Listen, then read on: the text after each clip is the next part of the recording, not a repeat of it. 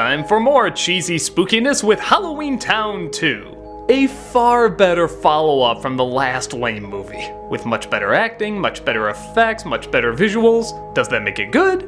Well, let's not say anything we can't take back. The Cromwells are finally throwing a Halloween party and even invite over their grandma. This is being done because the mother has no intention of the kids ever going back to spooky old Halloweentown.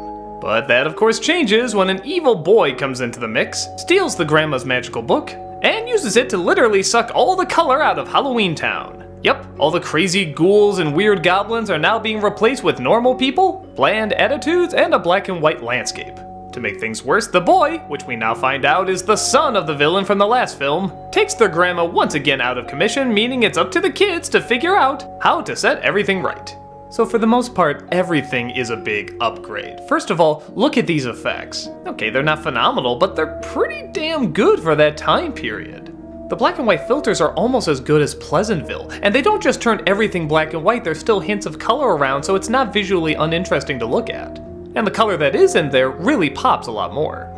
The acting is also a lot better. Unlike the last film where you're constantly trying to not snicker at how awkward the performances are, here, I don't know if they got a new director or just more time has passed for them to get used to their roles, but everybody seems much more on track. Okay, they're not phenomenal performances, but they're not in any way distracting. The story allows for a lot of fun ideas too. Like, did you know to undo a spell, you literally just say the spell backwards? That's kinda smart. And it also leads to some good problem solving, as they said a word that apparently reversed the spell, so they know that if they say it backwards, that'll be what the spell is. So they have to retrace their steps, remember what they said, say the words backwards. It's actually kinda neat. There's also a place where all your missing items go. You ever miss the remote or your earring or something like that? This place in Halloweentown has it. But the owner got infected by the spell too, so he has everything clean, and now they can find everything, which is against the idea. It has to be lost in order to be found, and yeah, it's kind of creative. The worlds themselves look a lot better. There's much more of a visual art design, and it's more colorful and interesting. But the major downside is they don't go to that many places. A lot of the movie is them just staying in one spot, talking to each other, trying to figure out what to do.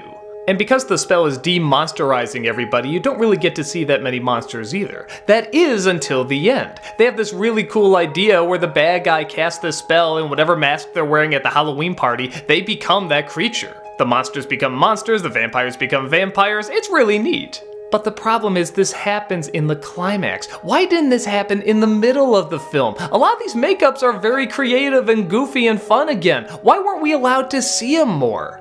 As cheesy as the makeup was in the first film, they were at least creative and allowed us to see a lot of them. Here, it's all kind of kept until the last couple minutes. And they're cool, but for a movie called Halloweentown, I expect to see a little bit more Halloween imagery.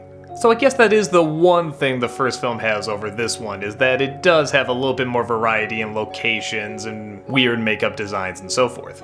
But for everything else, this movie does things a lot better. The ideas are more interesting, the acting is more interesting, the visuals are more interesting. I feel like they got a bigger budget to work on this, but they still had a lot of time restraints, so they had to move things around, and maybe they only had certain locations for a certain amount of time, and I don't know, maybe not, but that's what it feels like watching it. Though they're given a lot more, you're still always made aware of the limitations. But for the most part, I think they did the limitations okay. At least better than the last one.